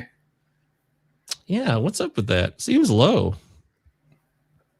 I have to shine it too. I mean, he's had bigger steal seasons in the minors, right? Yeah, and I don't think there's anything limiting him in Boston. So I think 20 is easy. I'd shine 20. Yeah, he's start to get iffy around 25, but yeah. Oh, okay. Yeah, that's 25. Yeah, that's different. I completely agree with you. Yeah, I'm shining that too. That's an easy call. Maybe that was too easy. Here we go. Taylor Ward. They got Taylor Ward hitting 242 this season. Shine or ride the pine on a 242 average. Oh. Ugh. That's that feeling when you're trying to bet and the odds have already been pushed around in Vegas for a while and it's just too exact. Like you're like, yeah, that's exactly what I'm predicting. Yep. It's that. So this is a tough one for me. I'm going to say hitting second in that lineup. He's going to see some better pitches to hit with the new things. They have new toy Pete Alonso hanging out behind him. So I think he's going to see more fastballs. He's going to be launching the A swing more often. And I think he's going to be hitting balls harder. I'm going to shine it. I think he goes, but not by much.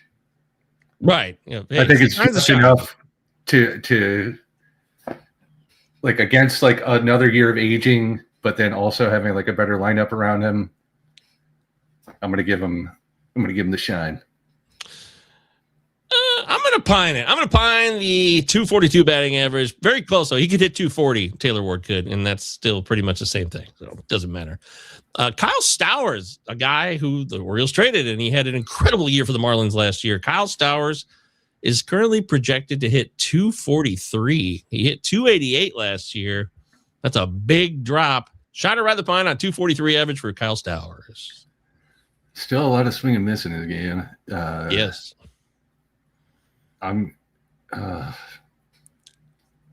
It's a good one because everyone's expecting his batting average to come down.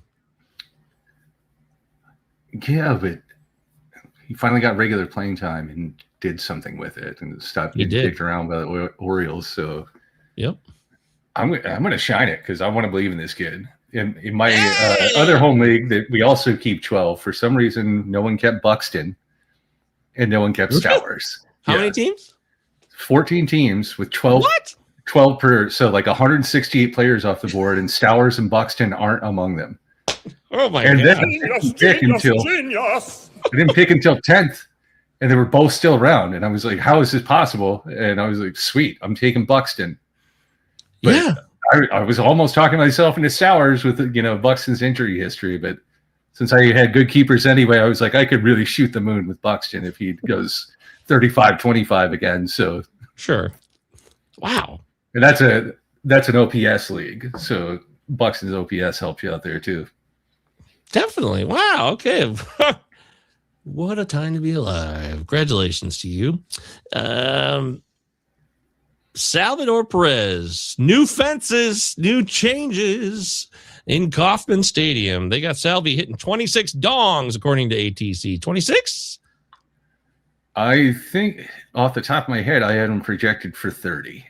So I think if he stays healthy, I'll shine it. Ding, ding, ding. Great job. I'm going to shine it too. He's a warrior. Guy just plays and plays and plays. He's 35, but it doesn't matter. It doesn't matter. Shine it all day. Give it to me. All right. Then a couple more hitters will switch to pitchers. How about your guy? Here we go. Sedane Rafaela. They've got him at 20 steals this year. I got to assume you're shining this. That's right where I have him is 20. So Okay. I would have thought you had more, I guess. But yeah, I'll just, you know what? Since I faded that as my pick, I'm going to fade and have him ride the pine on this one too. I'm going to say that Sedane Rafaela was a huge mistake, even though I'm sitting over here hoping for the best.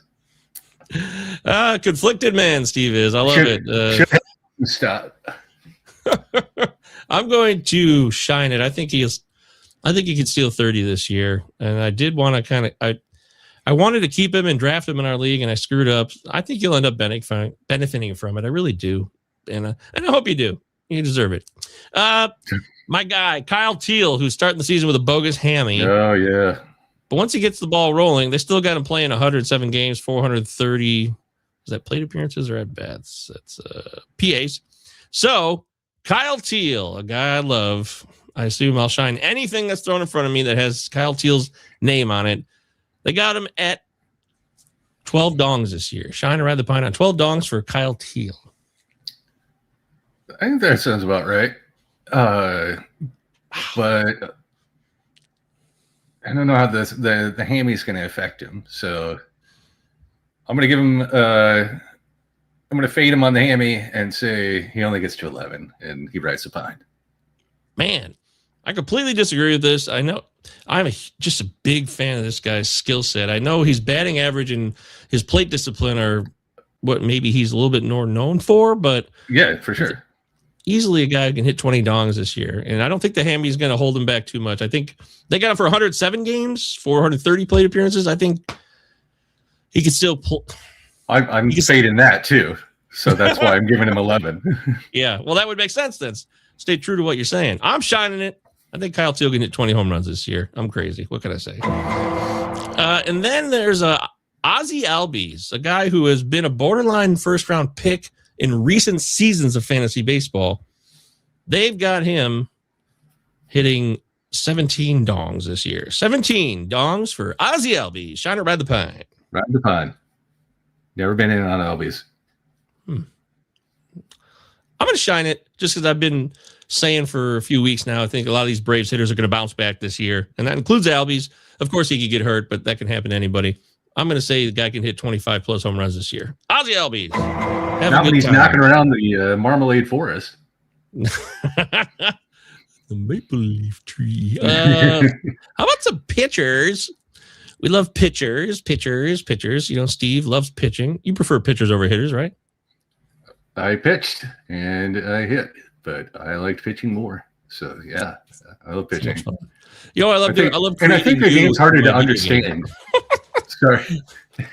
And I think the game is harder to understand if you don't understand pitching. So like I like paying attention to pitching so that I have something to pay attention to other than a big swing or a big play or anything.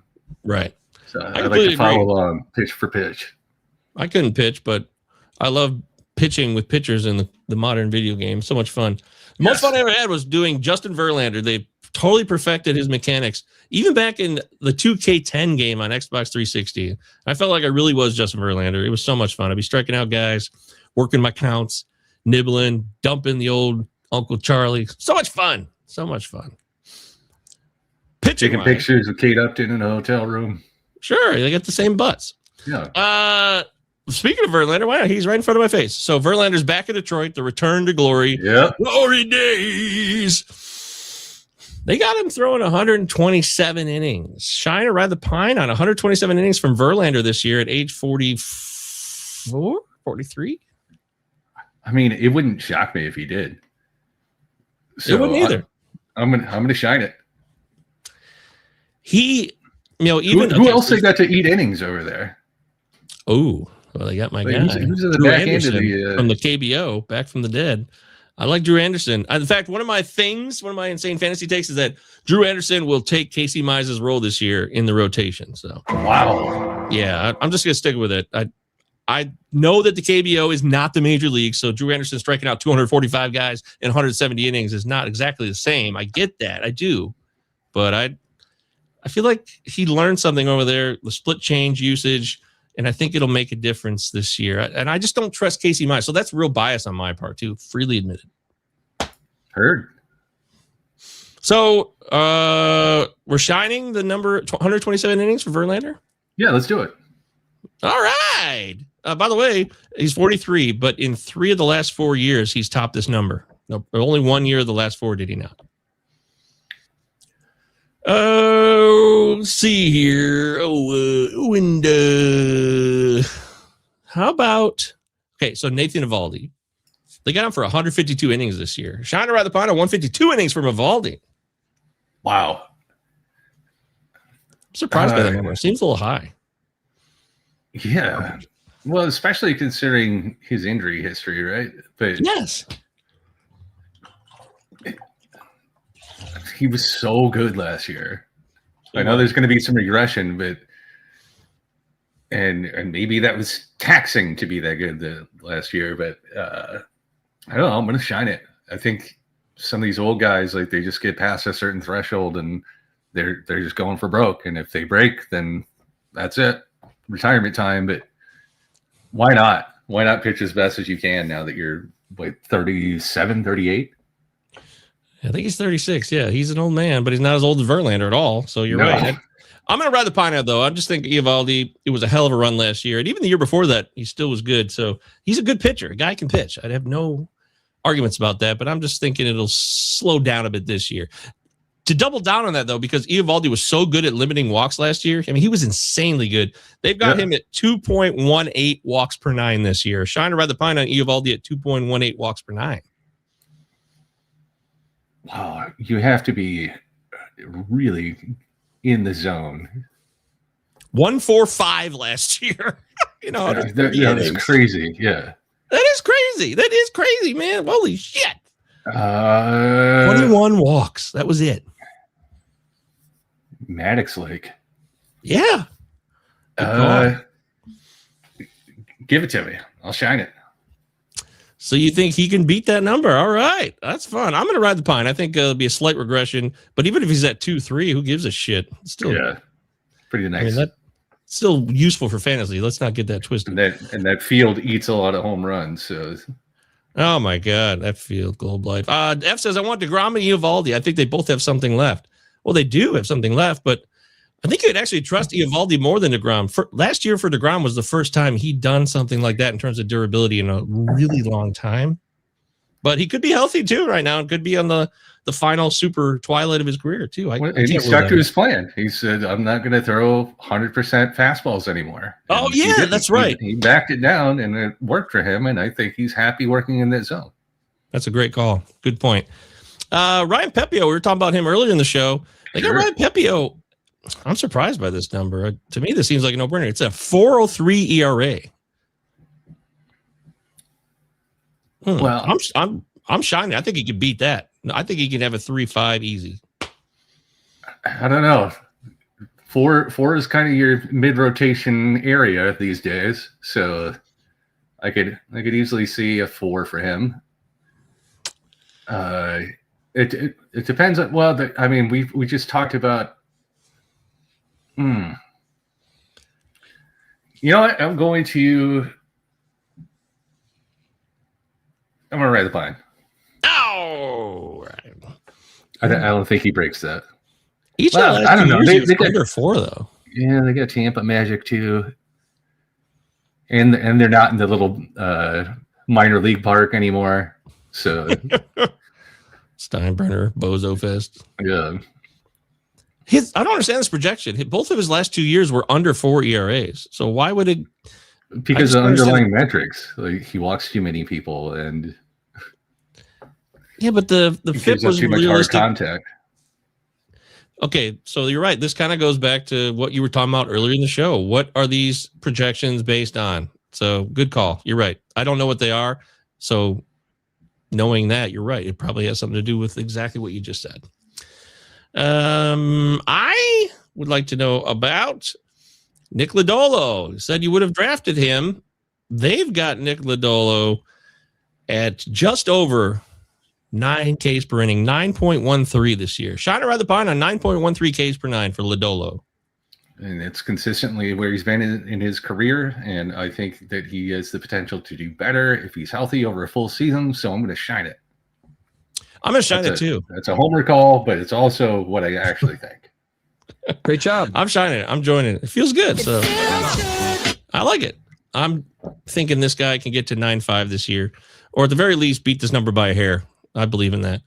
Give me Nick Lodolo over 9.13 Ks per 9.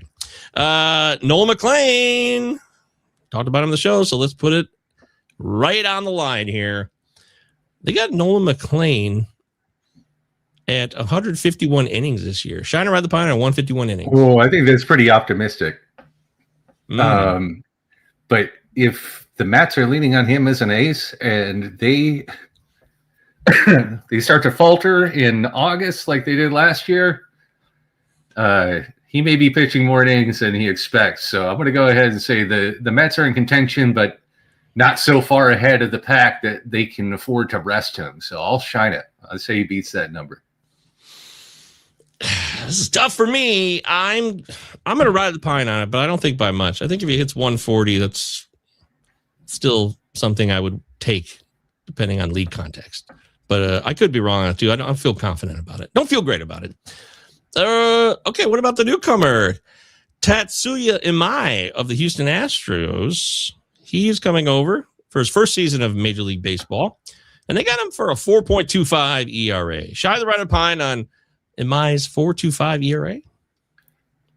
That sounds about right to me in his first year, unless what some of the people who have seen him so far have talked about is true, which is that they really can't tell the difference at all between fastball, splitter, and then he's got one of those Trey Savage like backup sliders. Like it goes the wrong way.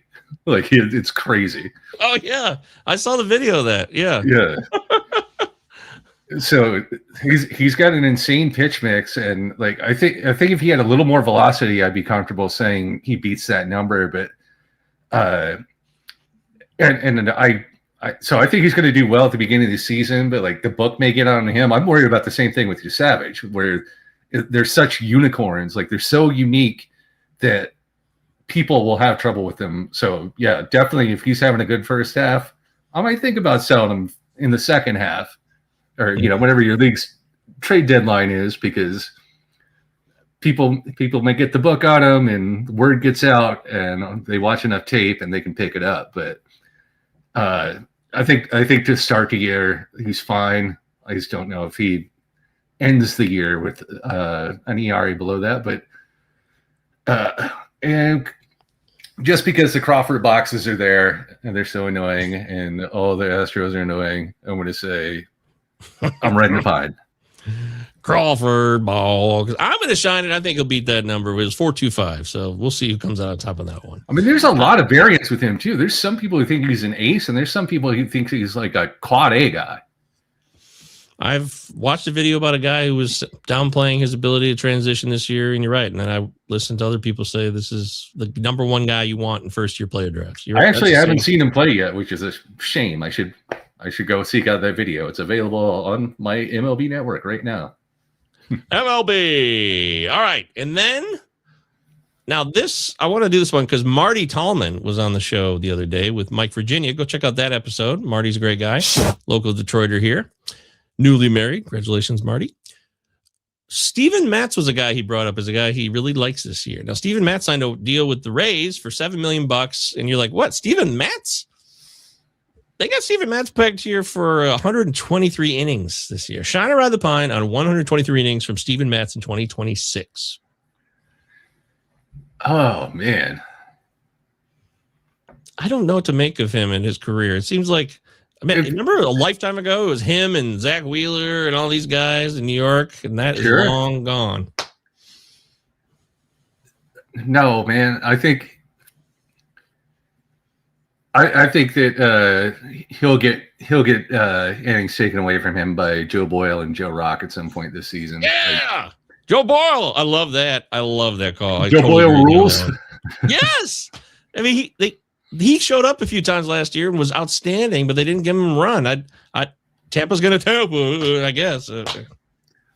Yeah, I think he's just a back end of the rotation guy that Tampa got for, like, maybe they think there's something they can fix with him because, they think they can fix everybody, but they do. Yeah, I think he's probably there to eat some innings, but not all of them. So I'm gonna ride the pine. And if you're taking Matz in any fantasy format, then I feel sorry for your mother. Uh-oh. We got to get Marty up here. Marty, those fighting words. Chris Miami's here. What's up, Chris? What's up? Made it to the live. Finally, Chris. Good to see you, brother. He'd rather have Verlander over Matz. LOL. Same. I agree.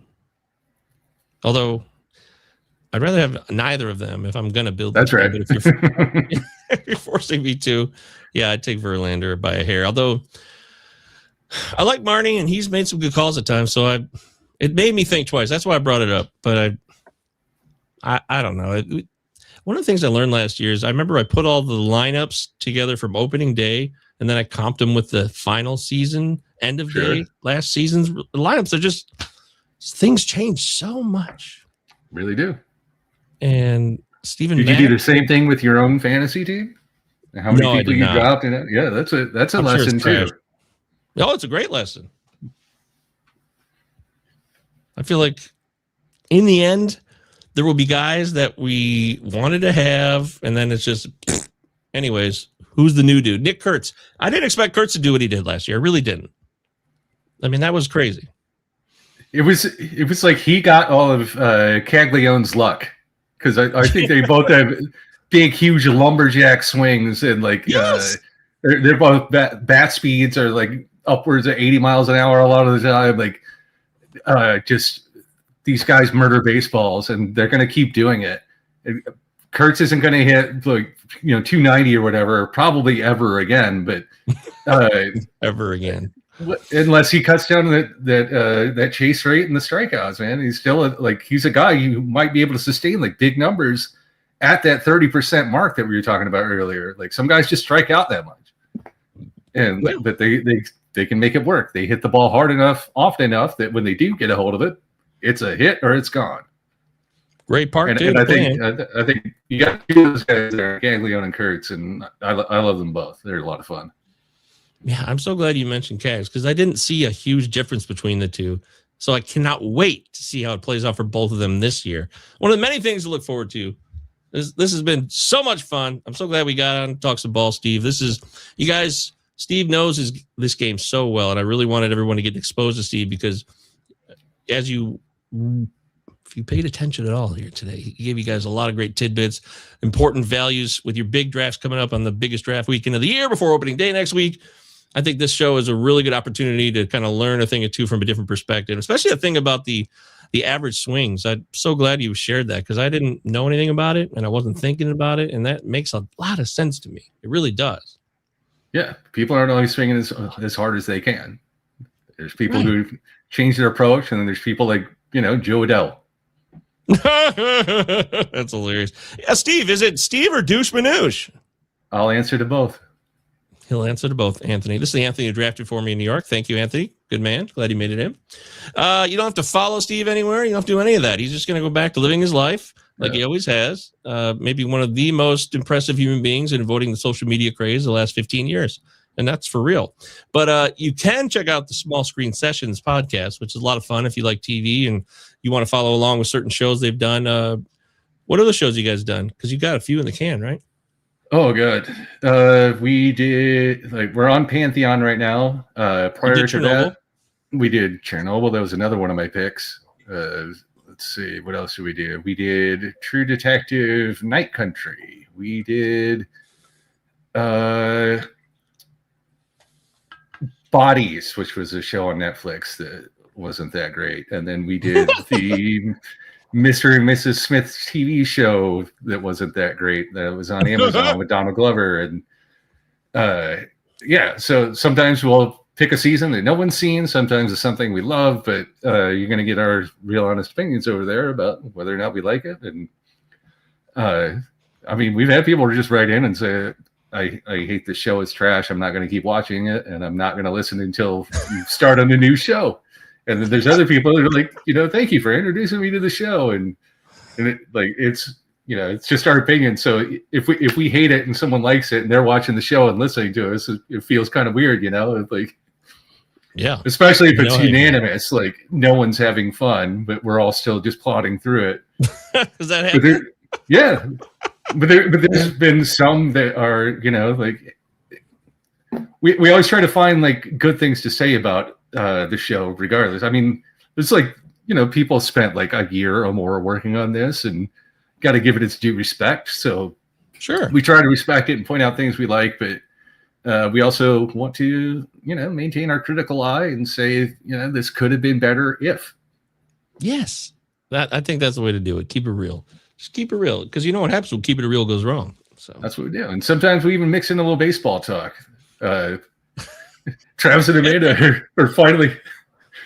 I've exposed them to so much pre-show banter because that's all I'm ever thinking about is baseball. especially this time of year.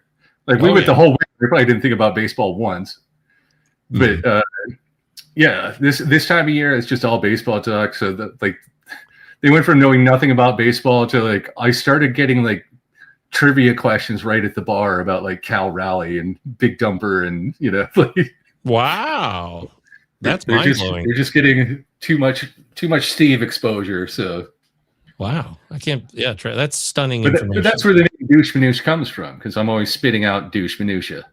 So douche manouche. Well, we love the douche manouche. Yeah, just shit that no one wants to hear. Oh, come on, man. Everything we heard today is this is exactly what we wanted to hear. So we'll have Steve on more too this season because we just like talking ball and I like getting his opinion. It takes me out of sometimes you get in the bubble in this world and it's good to get out of that bubble and get fresh takes and don't suck just like this. And we might just be back for an annual Bless You Boys recap. That would be nice. I would definitely enjoy that. Yeah, we'll definitely do that. I always had the intention to do that. We did one time, I think before you joined, we did it one year and GoFo jumped on. It was really lowbrow, poor production 2020, a long time ago. But this is. I was back in those days. I was on back in those days too. And then how long you been here? I just don't. I don't think I was in that league, but I was on the Pallazzo podcast when Gary was still hosting. So. Oh my God! Yeah, we tried to pass time during COVID by doing those boring shows about the best teams of all time versus each other. Yeah. somewhere out there, those are out there somewhere. So, and then I hadn't been on since Bozo Fest last year, so it's good to be back. And thank you for having me. Of course, yeah. This is a requirement, and I hope everybody got a little something from this today.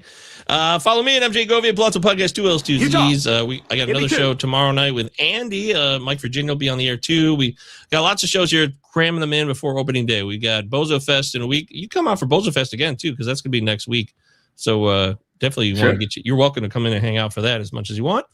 And everybody else, of course, in the live chat, be there. In the meantime, check out some of the bonus videos I put up today. Put some shorts up about some random topics, a couple of player battles that you can sink your teeth into. For Steve, I am Michael. This is the Pallazzo Podcast 2Ls2Zs. Utah. And we're out of here. Taco Bell. Carlos Delgado. Excellent choice. Too bad I got him 3 rounds ago. You're still on the clock. Oh, shit! You gotta do something. Yeah, We need a name. Hideki Matsui. You just took my whole outfield. Sorry, Charlie. What is this? Debbie, What the fuck is this? it's our fantasy baseball draft. We said no wives. Your fantasy what? It's our draft. The fantasy baseball. I told you all about this. Got Matsui.